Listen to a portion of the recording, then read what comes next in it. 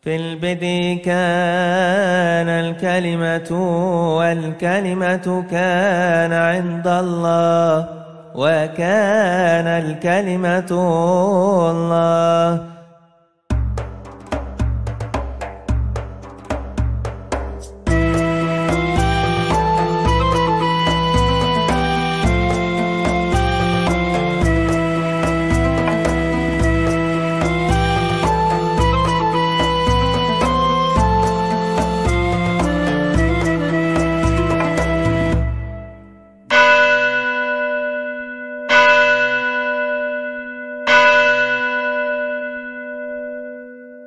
Shalom, salam sejahtera dalam Kristus untuk kita semua. Saudara-saudara, untuk mendasari perbincangan kita, tema mengenai perkawinan beda agama ini, kita akan membaca dua perikop dalam ayat-ayat Alkitab. Surat Paulus kepada jemaat di Korintus pasal 6 ayat 14 sampai dengan ayat 18. Janganlah kamu merupakan pasangan yang tidak seimbang dengan orang-orang yang tak percaya. Sebab persamaan apakah terdapat antara kebenaran dan kedurhakaan? Atau bagaimanakah terang akan bersatu dengan gelap? Persamaan apakah yang terdapat antara Kristus dan Belial? Apakah bagian bersama orang-orang percaya dengan orang-orang yang tidak percaya? Apakah hubungan bait Allah dengan berhala? Karena kita adalah bait dari Allah yang hidup. Menurut firman Allah ini, aku akan diam bersama-sama dengan mereka dan hidup di tengah-tengah mereka. Dan aku akan menjadi Allah bagi mereka dan mereka akan menjadi umatku. Sebab itu keluarlah kamu dari antara mereka dan pisahkanlah dirimu dari mereka, firman Tuhan, dan janganlah menjamah apa yang najis, maka aku akan menerima kamu, dan aku akan menjadi bapamu, dan kamu akan menjadi anakku laki-laki dan anak-anakku perempuan. Demikian firman Tuhan yang Maha Kuasa. Dan yang kedua kita akan membaca 1 Korintus pasal 7 ayat 12 sampai dengan ayat 16. Kepada orang-orang lain aku bukan Tuhan. Katakan kalau ada seorang saudara beristrikan seorang yang tidak beriman dan perempuan itu mau hidup bersama-sama dengan dia, janganlah saudara itu menceraikan dia. Dan kalau ada seorang istri bersuamikan seorang yang tidak beriman, dan laki-laki itu mau hidup bersama-sama dengan dia, janganlah ia menceraikan laki-laki itu. Karena suami yang tidak beriman itu dikuduskan oleh istrinya, dan istri yang tidak beriman itu dikuduskan oleh suaminya. Andai kata tidak demikian, niscaya anak-anakmu adalah anak-anak cemar. Tetapi sekarang mereka adalah anak-anak kudus. Tetapi kalau orang yang tidak beriman itu mau bercerai, biarlah ia bercerai. Dalam hal yang demikian, saudara atau saudari tidak terikat. Tetapi Allah memanggil kamu untuk hidup dalam damai sejahtera. Sebab bagaimanakah engkau mengetahui, hai istri, apakah engkau tidak akan menyelamatkan suamimu? Atau bagaimanakah engkau mengetahui, hai suami, apakah engkau tidak akan menyelamatkan istrimu? Jadi saudara-saudara yang terkasih di dalam Tuhan, dua bagian dalam ayat Alkitab ini bukan dua hal yang bertentangan. Seolah-olah di dalam 2 Korintus pasal 6 yang tadi kita baca ayat-ayatnya, itu melarang keras perkawinan beda agama, dan di dalam 1 Korintus pasal 7 ayat 12 dan 16 seolah-olah membolehkan perkawinan beda agama. Kita harus melihat konteksnya masing-masing. Yang pertama, 2 Korintus itu jelas adalah sebuah asas perkawinan. Jadi tidak ada persatuan antara terang dan gelap. Tidak ada kompromi antara bait Allah dengan berhala. Tidak ada kompromi antara Allah dengan Belial atau iblis. Karena itu ini sikapnya menutup sama sekali perkawinan yang tidak seimbang sebagai asas dari perkawinan Kristiani. Sementara di dalam 1 Korintus pasal 7 ayat 12 sampai 16 itu Paulus menghadapi dalam hal keluarga yang menjadi Kristen dan salah satunya masih belum Kristen. Artinya satunya masih menganut agama yang lama atau kepercayaan yang lama, dan satu atau misalnya istrinya atau misalnya suaminya itu masih belum beriman. Dan itu Paulus menasihatkan tidak boleh diceraikan. Apabila pihak yang tidak seiman tadi mau hidup dengan pasangannya yang Kristen. Jadi konteksnya seperti itu. Nah, dalam pemahaman perikop ini, seorang yang Kristen itu menguduskan pasangannya yang belum Kristen. Karena apa? Karena dia tidak dalam posisi menentang asas-asas iman Kristiani. Dan prinsip ini sebetulnya prinsip yang universal yang juga dilakukan oleh Yesus dan murid-muridnya. Di dalam Injil Markus pasal 9 disebutkan sebuah perikop yang menceritakan bahwa suatu saat murid-murid Yesus mendapati ada orang lain yang mengusir setan dalam nama Yesus. Lalu di pandangan para murid ini itu tidak boleh karena mereka bukan dari kelompok kita. Lalu Yesus justru bertindak sebaliknya, jangan larang mereka. Sebab tidak mungkin seorang yang mengusir setan atas nama Yesus sekaligus dia menentang Kristus. Jadi asas yang kemudian disampaikan, barang siapa tidak melawan kita, maka dia ada di pihak kita. Dan Yesus bahkan melanjutkan, seorang yang memberikan hanya secangkir minuman demi aku, maka dia tidak kehilangan pahalanya. Jadi memang dalam teks-teks Alkitab itu ada yang sifatnya seperti tanpa kompromi, tapi konteksnya apa dulu? Ada ayat-ayat yang intinya itu lebih sepertinya lebih luas dalam pendekatan. Itu pun juga konteksnya apa? Ini mesti dilihat masing-masing, tidak bisa dipukul rata.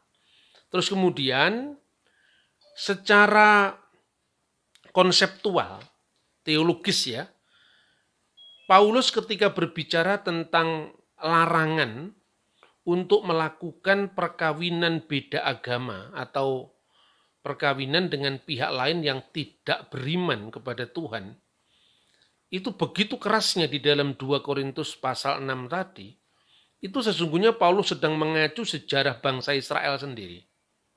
Dan sesungguhnya kalau kita melihat dari awal sebetulnya, pada masa Abraham, pada masa Ishak, Yakub sampai Yusuf, itu sebetulnya berkembang secara gradual, tidak langsung ya. Pertama-tama eksistensi agama-agama lain itu tidak dinegasikan sebagai hubungan hitam dan putih. Ini satu contoh aja misalnya. Penekanan kepada Allah Abraham yang telah memanggil Abraham dari Ur menuju ke tempat yang akan ditunjukkan kepadanya. Di situ Abraham bertemu dengan berbagai macam komunitas keagamaan. Bahkan ketika Abraham diberkati oleh Melkisedek, Alkitab juga tidak menjelaskan Melkisedek itu agamanya apa. Tetapi yang jelas, Melkisedek memberkati Abraham atas nama Elyon, yang diterjemahkan dengan El yang Maha Tinggi, pemilik langit dan bumi. Ada rabi-rabi Yahudi belakangan yang kemudian mengidentikan Melkisedek itu adalah Sem, yang hidupnya, umurnya cukup panjang. Dan kalau kita melihat pada umur-umur para tokoh Alkitab itu bisa masuk akal. Tetapi artinya tidak eksplisit dijelaskan bagaimana pemahaman Melkisedek tentang ketuhanan. Karena itu begitu saja muncul lalu hilang, tidak ada lagi. Tetapi karena kemisteriannya itu, Tuhan menjadikan dia sebagai pola dari imam besar yang akan datang. Makanya Yesus disebut imam besar menurut Melkisedek. Lalu pada masa Ishak, Yakub itu pertemuan katakanlah dengan keyakinan-keyakinan lain itu tidak sekonfrontatif setelah zaman Musa. Jadi artinya ini ada perkembangan dalam pengertian sikap dan strategis, lebih-lebih pada masa Yusuf. Menurut penelitian arkeologi yang jelas-jelas itu mendasarkan pada bukti-bukti perkembangan bahasa, lalu keyakinan bangsa Mesir kuno, bahkan Yusuf itu mertuanya adalah seorang imam On, yang tidak lain imam penyembah dewa matahari. Maka disebut Kohen On, dan On itu dalam bahasa Mesir kuno artinya sang matahari. Dan itu tampak dari nama mertuanya Yusuf adalah Potifera. Potifera itu berasal dari bahasa Mesir kuno, Potifera. Ra itu adalah matahari, dewa matahari seperti dewa Surya dalam pandangan orang Hindu Jawa yang dari India. Di situ tidak ada penegasian antara bagaimana keyakinan Yusuf itu dijelaskan dalam konteks hubungannya dengan kuil-kuil Mesir kuno. Karena apa? Kira-kira Tuhan mengajar bahwa ketika orang tidak berada di dalam hal melawan kamu, dia ada di pihak kamu. Tetapi bukan berarti Tuhan tidak memberikan guiding atau bimbingan terhadap umatnya dari abad ke abad, dari masa ke masa. Ketika kemudian Tuhan merencanakan bahwa bangsa Israel harus keluar dari tanah Mesir, itu artinya sudah merupakan titik kulminasi bahwa pertemuan dengan bangsa-bangsa lain yang tidak beriman kepada Allah Israel itu tidak boleh terjadi lagi. Karena itu bangsa Israel dibimbing oleh Musa dan Harun keluar dari tanah Mesir, dan kemudian ketika di Sinai diberikannya Asyeret Hadibarim, 10 perintah Tuhan, di mana pada perintah kedua, kalau menurut urutan Yahudi itu perintah kedua. Karena kalau urutan Yahudi, kalau Bapak Ibu lihat gambar dua loh batu itu biasanya perintah pertama itu berbunyi, akulah Tuhan Allahmu yang membawa engkau keluar dari tanah Mesir, dari tempat perbudakan. Itu hukum yang pertama. Anoki Adonai Eloheka Aser Hosetika Me'aret Misrayim Mibet Avadim. Baru pada hukum kedua itu Lo Yihye Lecha Elohim Akhirim Alpanai. Jangan ada Elohim Akhirim, ilah-ilah yang lain di hadapan hadiratku. Di situ ada penegasian yang tegas bahwa kita tidak boleh kompromi dengan ilah-ilah yang lain dan tidak boleh ada di rumah-rumah orang Israel. Itu menjadi hukum yang kemudian mengikat bangsa yang dipersiapkan untuk melahirkan sang Mesias itu. Sampai kemudian berdirilah kerajaan Daud, ya, puncaknya dari sejarah bangsa Israel itu ketika mereka minta raja, dan kemudian muncul masanya Saul, kemudian masanya Daud, dan itu sudah memerintah kira-kira tahun 1000 sebelum Masehi sampai tahun 970 sebelum Masehi. Nah, pada masa Salomo itu kemudian menjadi masalah ketika dia membawa istri-istri dari luar bangsa Israel, dan istri-istri itu membawa ilah-ilah lain ke dalam rumah orang Israel. Dan akibat dari perbuatan yang tidak diizinkan Tuhan itu, Salomo yang berkuasa antara tahun 970 sampai 930 sebelum Masehi, pasca dia kerajaan Israel benar-benar pecah menjadi dua. Yang pertama kerajaan Israel yang beribu kota di Samaria, dan itu raja pertamanya adalah Yerobeam. Itu kemudian diganti terus sampai kerajaan itu bertahan tahun 722 sebelum Masehi. Sementara dari kerajaan selatan yang disebut kerajaan Yehuda, ibu kota di Yerusalem, itu bertahan lebih lama lagi karena kerajaan Yehuda itu kalau di dalam konteks kriteria moral monoteisnya yang diberikan Tuhan, itu tidak lebih politeis daripada bangsa Israel Utara yang di sana itu menyembah berhala, bahkan itu terjadi sinkretisme, percampuraduan antara Allah Israel dengan ilah-ilah bangsa lain. Makanya di Israel Utara itu ditemukan ada prasasti Kuntilet Ajrut yang menyebutkan bahwa Yahweh, itu bacaan kira-kira dari Allah Israel itu, beristrikan Asera, Dewi Aserata, Dewi kesuburan. Dan itu membuat murka Tuhan. Puncak daripada kompromi agama itu terjadi pada masa Ahab, Omri, ya, kemudian dengan tokoh yang terkenal kejahatannya yaitu Atalia. Dan kadang-kadang antara Yehuda dan Israel ini bersekutu dalam politik. Nah, tetapi karena Yehuda itu lebih strict di dalam mempertahankan monoteismenya, keesaan Allah itu, maka Tuhan mengizinkan dia bertahan sampai tahun 586 sebelum Masehi. Nah, itu kemudian ada peristiwa yang menarik yang terjadi. Tahun 586 mereka dibuang ke Babel. Sementara yang di utara itu tahun 722 mereka dikalahkan, ditaklukkan oleh bangsa Asyur Banibal. Tetapi yang di utara dan di selatan ini punya sejarah masing-masing. Yang menarik kira-kira pada masa akhir dari kekuasaan Asyurbanipal ini, kira-kira tahun 709 sebelum Masehi, maka pemerintah yang menawan, pemerintah yang menjajah, yang menaklukkan Israel yang di utara itu memasukkan suku-suku asing. Jadi bukan suku-suku asing itu dimurkai Tuhan karena warisan fisiknya, sukunya atau bangsanya tidak, atau etniknya tidak. Tetapi karena mereka menyembah ilah-ilah yang lain.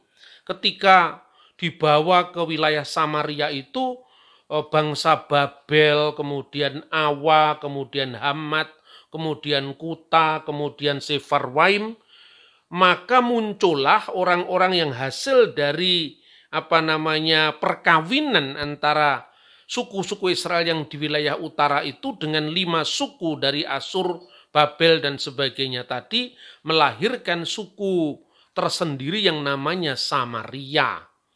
Dan antara tahun 586 sebelum Masehi sampai kemudian Kores Agung mengeluarkan dekret kebebasan beragama tahun 537, diizinkanlah mereka untuk kembali ke tanah Israel, ke Yerusalem.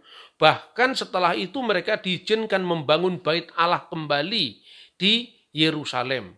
Nah, ketika bait Allah itu sedang dibangun, orang-orang Israel di wilayah utara ini, mereka ingin gabung dengan pembangunan bait Allah itu dengan saudaranya yang di sebelah selatan.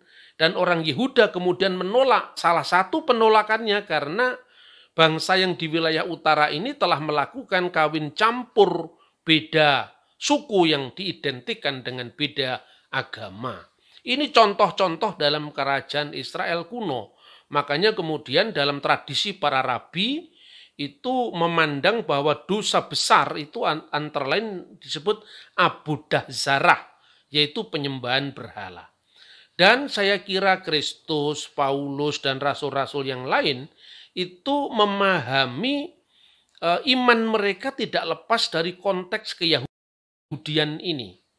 Jadi kadang-kadang memang tantangan sosial politik itu membuat kita melonggarkan asas-asas iman. Misalnya, kenapa sih bangsa Israel yang di wilayah Samaria itu cenderung ingin membangun bait Allah sendiri. Karena mereka bersaing dengan kerajaan Yehuda.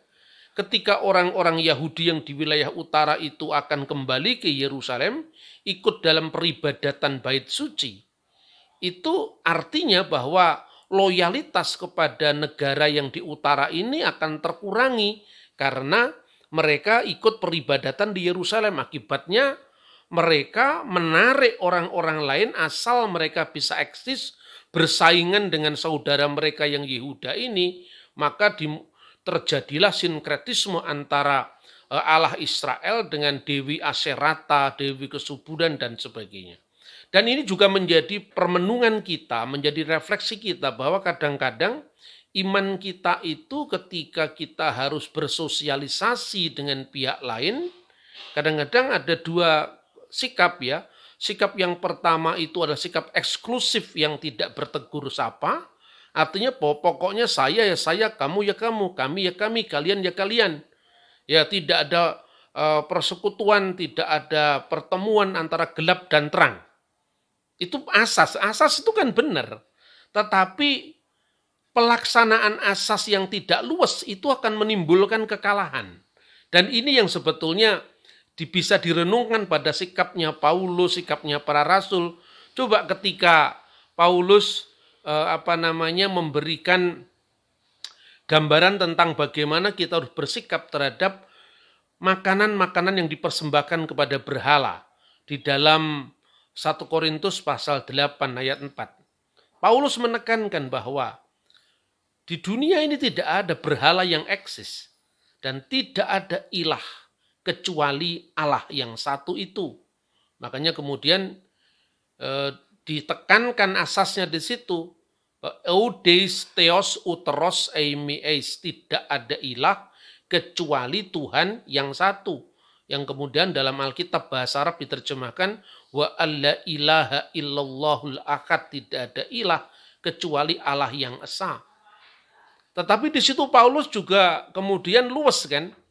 Sekalipun di langit dan di bumi ini ada sesuatu yang disebut ilah atau Tuhan-Tuhan, dan memang ada Tuhan yang demikian, artinya konsep-konsep itu eksis. Namun bagi kita, bagi orang Kristen, hanya ada satu Allah yaitu Bapa, yang daripadanya berasal segala sesuatu. Yang kedua tekanannya, dan hanya ada satu Tuhan yaitu Yesus, yang segenap penghambaan kita itu hanya kepadanya. Dan itu gambaran bahwa tidak semuanya perbedaan itu dihadapi dengan konflik hitam putih. Kadang-kadang harus membangun jembatan, menyampaikan kebenaran tanpa melukai, tetapi pada posisi tertentu, di mana itu menyangkut tentang nasib anak-anak kita ke depan, kita tidak bisa kompromi. Itulah sikap dibalik bagaimana pendekatan Paulus yang sangat keras menentang perkawinan yang tidak seimbang dalam 2 Korintus. Sementara di dalam 1 Korintus itu konteksnya adalah keluarga yang sudah menikah dan kemudian menjadi pengikut Kristus, menerima iman Kristen, tapi hanya salah satu, mungkin ibunya saja, mungkin bapaknya saja. Maka Paulus menyampaikan bahwa iman dari keluarga yang beriman kepada Kristus itu sebetulnya menguduskan yang belum beriman. Artinya ini masih dalam konteks evangelisasi. Ini masih dalam konteks proses untuk bagaimana menyampaikan kabar baik kepada mereka yang belum percaya. Dan dalam kasus seperti ini Paulus menasihati, kalau pihak yang tidak seiman ini mau hidup menurut orang yang beriman tadi, jangan ceraikan dia. Karena pertimbangannya apa? Pertimbangan anak-anak. Anak-anak yang lahir dari perkawinan mereka karena ibunya atau bapaknya yang percaya, maka secara korporatif iman bapaknya yang percaya atau iman ibunya yang percaya ini membuat anak ini dikuduskan. Tentu dikuduskan dalam konteks karena dia lahir dari salah seorang dari orang tua yang Kristen. Tetapi tidak selesai dari situ. Harus ada pendidikan yang membuat anak itu dijamin dia tetap berada di dalam jalan Tuhan. Nah, itu konteksnya kenapa tidak boleh menceraikan dalam kasus keluarga yang beda agama ini. Tetapi apabila salah seorang itu tidak mau hidup menurut asas yang kitab suci, artinya asas Kristiani, dan dia minta cerai, kamu boleh melepas, kamu tidak salah. Itu pun dikatakan oleh Paulus dalam konteks itu adalah itu langkah terakhir yang sebetulnya tidak dikehendaki.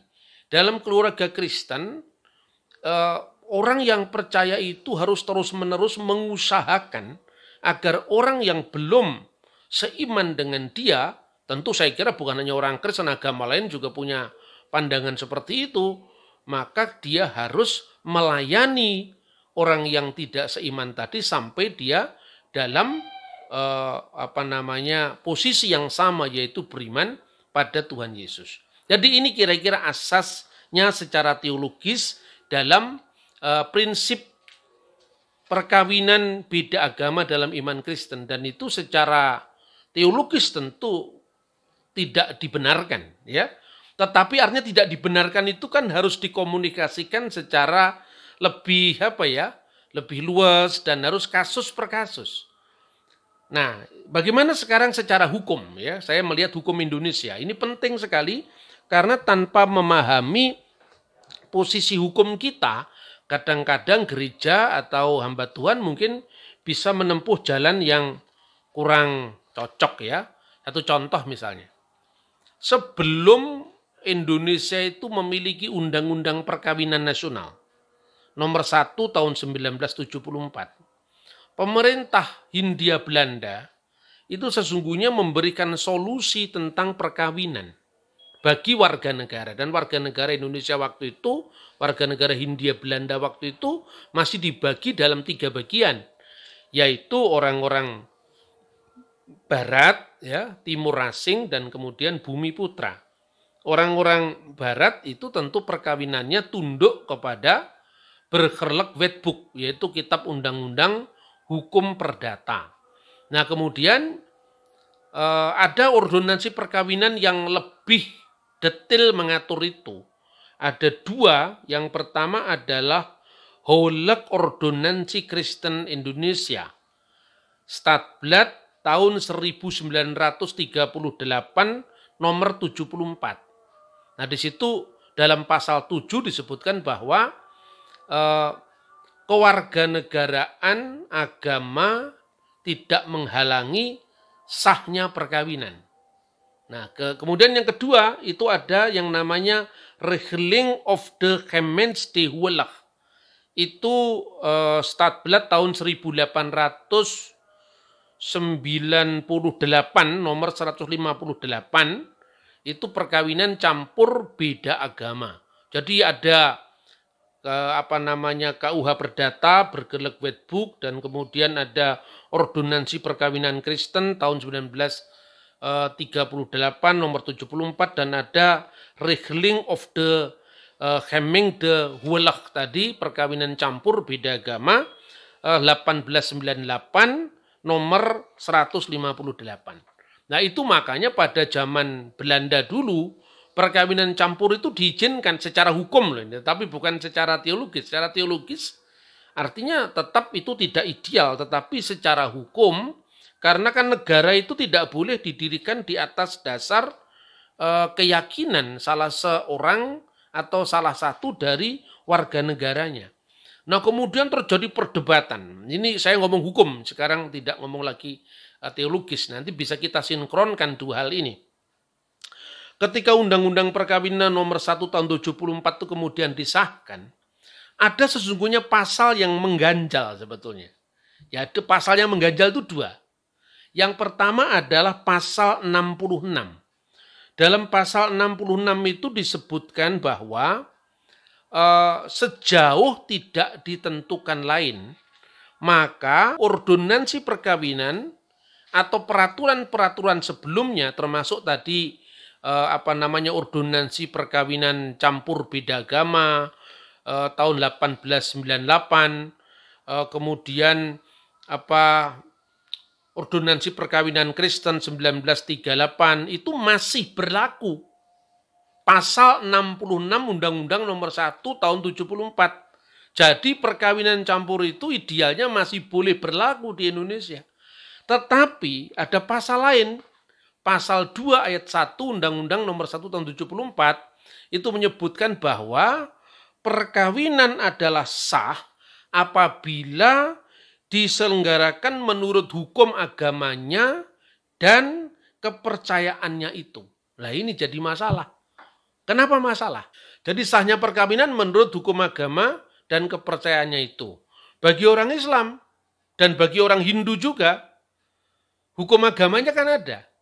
Makanya sahnya perkawinan menurut hukum Hindu apa, sahnya perkawinan menurut hukum Islam apa.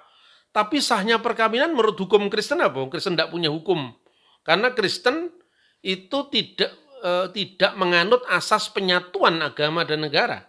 Kristen menganut asas pemisahan agama dengan negara. Karena itu hukum yang ada secara politik sosial, ya hukum pemerintah bagi warga negaranya.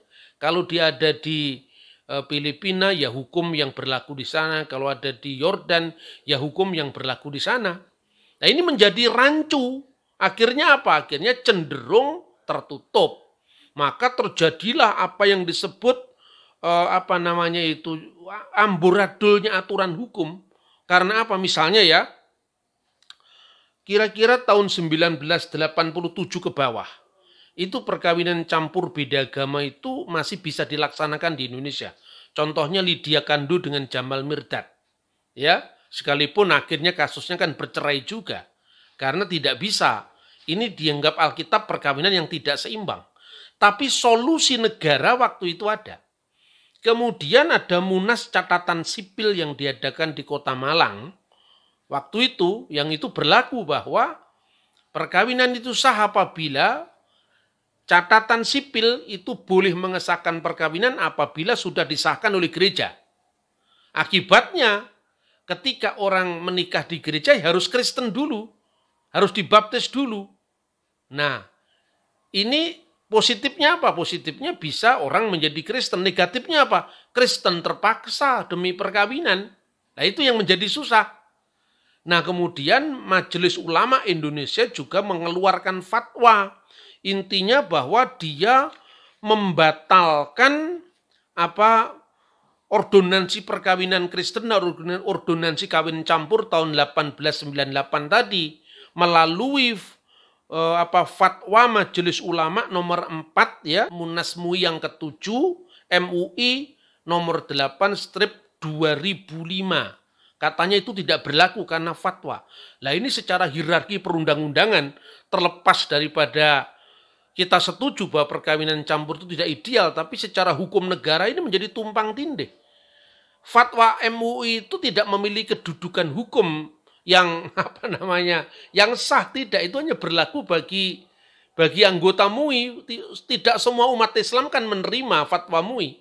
Bahkan hanya yang mengakui MUI yang memuat, padahal hukum negara itu berlaku bagi semua orang. Ini tumpang tindihnya aturan hukum kita di Indonesia. Maka bagaimana bagi kita orang Kristen? Ada dua hal. Yang pertama adalah tindakan preventif. Dan yang kedua tindakan kuratif. Yang pertama tindakan pencegahan. Tindakan pencegahan itu artinya gereja terus-menerus harus mengedukasi umatnya, jemaatnya, bahwa apapun alasannya, perkawinan campur beda agama itu tidak sesuai dengan prinsip Alkitab. Prinsip iman Kristen, saya kira orang Islam juga setuju itu tidak sesuai dengan prinsip iman Islam. Tetapi bagaimana kalau anak kita ini kemudian harus berpasangan dengan mereka yang beda agama? Nah, inilah konteksnya, pendampingan gereja. Kita harus terus-menerus mendampingi anak-anak kita. Sebab begini, pada saat orang baru melangkah, pacaran misalnya, jangan coba-coba. Karena ketika dia masih baru melangkah pertama kali untuk pacaran itu pasti karena dia sudah dimabuk amor, dimabuk cinta itu, maka itulah urusan belakang. Kita jalani dulu. Lama-lama dia perasaannya terus-menerus terikat, akhirnya logikanya tidak jalan lagi.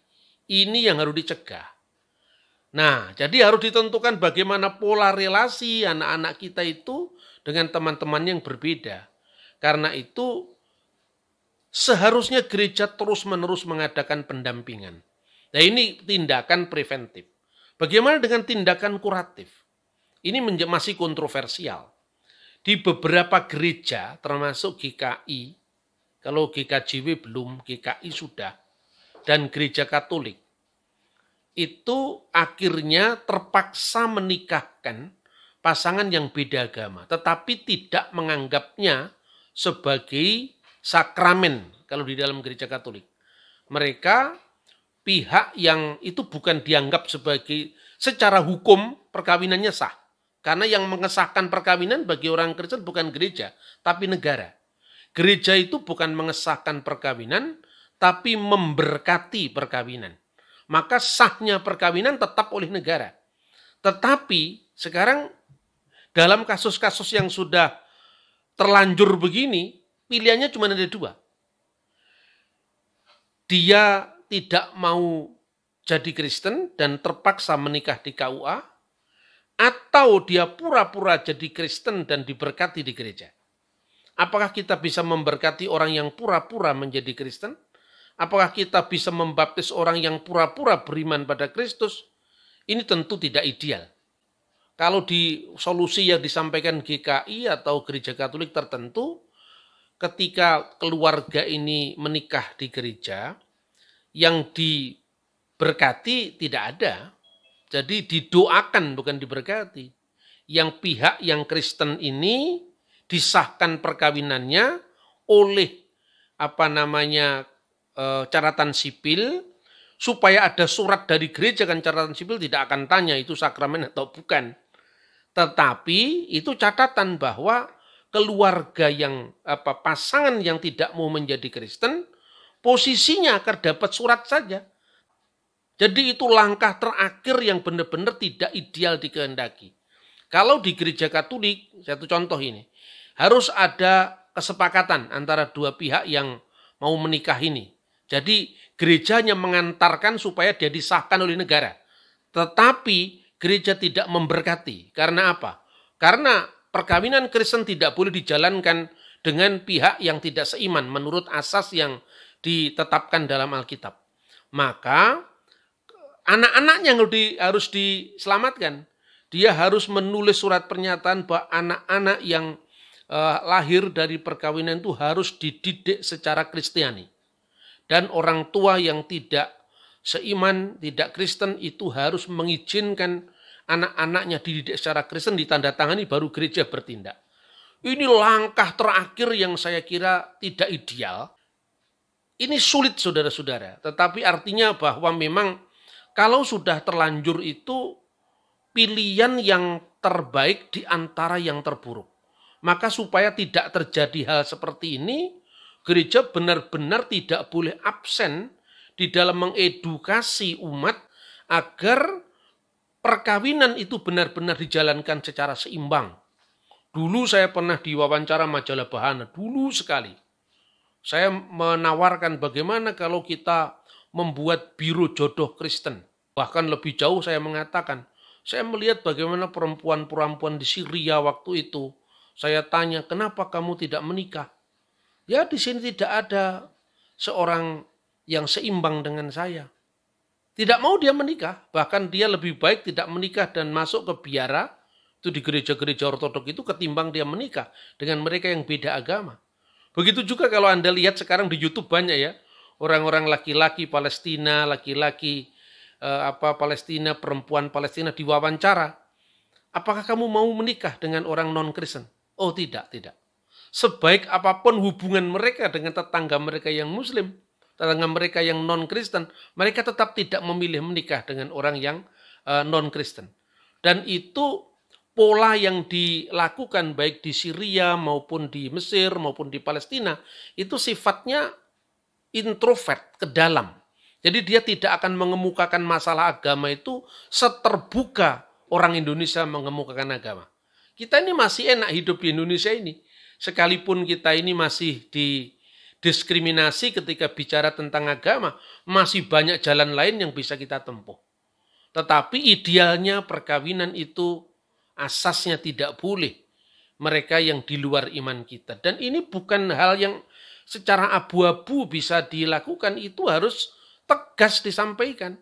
Tapi tegas itu bukan berarti kita membenci orang lain, dan itu harus ditentukan bagaimana dengan kebijakan gerejawi kita. Adalah sangat memprihatinkan kalau anak-anak muda kita, menurut survei dari Bilangan Institut tadi, mengentengkan masalah-masalah yang sifatnya adalah teologis atau akidah. Itu saya kira yang bisa saya sampaikan dalam presentasi perkawinan campur beda agama menurut perspektif Alkitab, tapi saya tambahkan dengan perspektif hukum agar menjadi perbandingan, bukan hanya ketika kita mencegah, tapi kalau sudah terjadi seperti apa solusinya. Terima kasih, Tuhan memberkati kita. Shalom alaikum bisem hamasya.